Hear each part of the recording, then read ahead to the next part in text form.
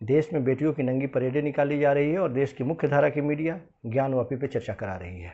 मेरा अभिवादन स्वीकार कीजिए। मैं हूं संजीव कौशिक। आइए अब करते हैं मुद्दे की बात। खास करके मणिपुर पर हम चर्चा करने के लिए आपके सामने उपस्थित हुए हैं।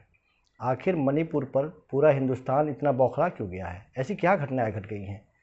निश्चित तौर पे जो घटनाएं आपके सामने आई हैं, हमारे सामने आई है, किसी भी जनमानस को उद्वेलित करने के लिए काफ़ी है। जिस तरह से वहाँ बेटियों के साथ अत्याचार की जो विभत्स तस्वीरें आई, न हिंदुस्तान, पूरे विश्व में हिंदुस्तान का सर नीचे झुका है। चर्चा स्वाभाविक है। सवाल यह है कि एक ऐसी पार्टी आई जो पूरे हिंदुस्तान में ये नारा लगाती थी कि यदि राज्यों का विकास होना है तो उसके लिए डबल इंजन की सरकार बहुत ज़रूरी है। केंद्र में जिस पार्टी की सरकार है, यानी कि भारतीय जनता पार्टी की यदि सरकार है, तो राज्यों में भी भारतीय जनता पार्टी की सरकार हो तो ज़्यादा बेहतर ढंग से विकास हो पाएगा। मणिपुर भी उसी का हिस्सा था और मणिपुर में भी देश के प्रधानमंत्री ने बड़े जोर शोर से ये बात कही थी। जनता को यकीन हुआ, मणिपुर पहले से ही त्रस्त था। लेकिन पिछले कुछ महीनों से लगातार मणिपुर की जो घटनाएं आ रही हैं, सामने आ रही हैं, आखिर सरकार की उदासीनता क्यों है उसके प्रति? हिंदुस्तान के लोग ये बात निश्चित तौर पर जानना चाहेंगे।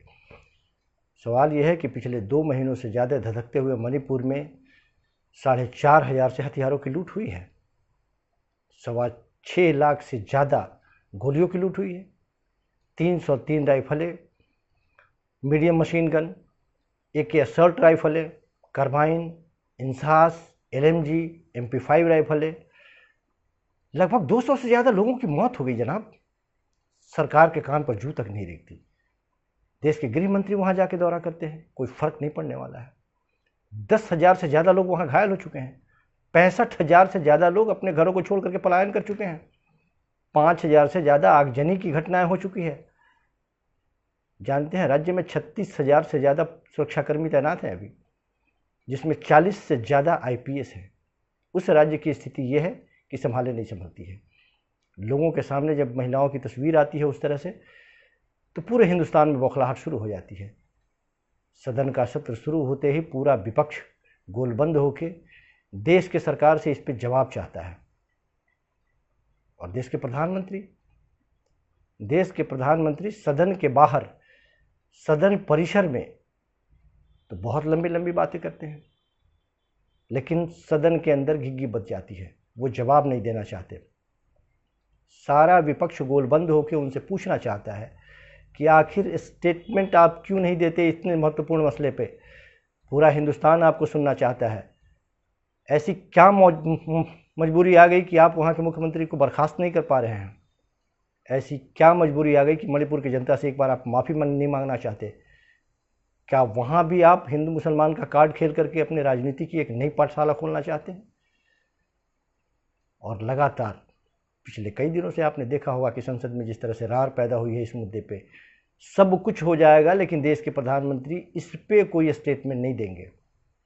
इंडिया पर स्टेटमेंट देने के लिए उनके पास वक्त है। Indian peoples front, Indian Mujahideen, east India, वो तमाम चीज़ें उनके पास हैं। और उनके सांसद विपक्षी पार्टियों को नामर्द कह रहे हैं। ये धृष्टता देखिए। हिंदुस्तान को कैसे लोगों के हाथों में आपने सौंप दिया है। आपने यदि किसी को मुखिया बनाया है तो निश्चित तौर पे जवाबदेही चाहिए, पूरी होनी चाहिए। अफसोस की बात, हिंदुस्तान की जो परिपाटी है वो एक अजीब तरह से उसमें एक बदलाव आया है। जिस व्यक्ति ने जिस पार्टी को वोट नहीं दिया वो तो कह के विपक्षी पार्टी है, वो विपक्षी दल का आदमी है, वो तो सवाल करेगा ही करेगा। लेकिन साहब, जिसने वोट दिया है वो तो कॉलर पकड़ के सवाल का जवाब पूछे, आपने क्यों दिया? यदि आपने दिया है तो सबसे पहले आपका हक बनता है कि आप कॉलर पकड़े और जवाब पूछे इससे, इस मसले पे सरकार क्या कहना चाहती है।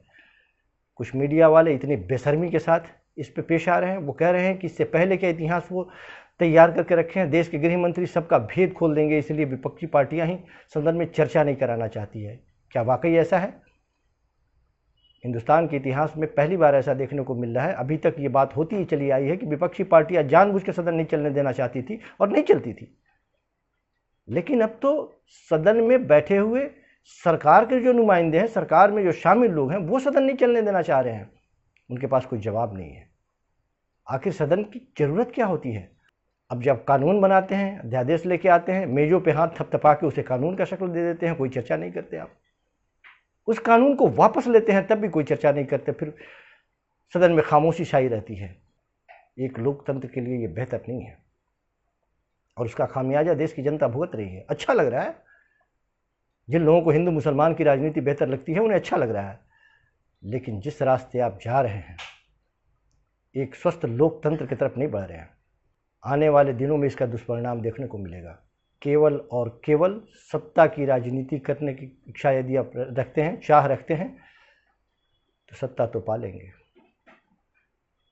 लेकिन जिन लोगों ने आपको सत्ता सौंपी है वही लोग आपको उठा कर फेंकेंगे। जवाबदेही तय होनी चाहिए। किसी का भी खून खौल जाएगा। आपका खून नहीं यदि खौलता है, आपको लगता है कि राजस्थान में भी बेटियों के साथ गलत हो रहा है, आपको लगता है अदर स्टेट में भी इस तरह से घटनाएं घट रही हैं, सवाल पूछे जाते हैं कि आपने तब क्यों नहीं बोला, उस पर क्यों नहीं बोला और इस पर क्यों बोला।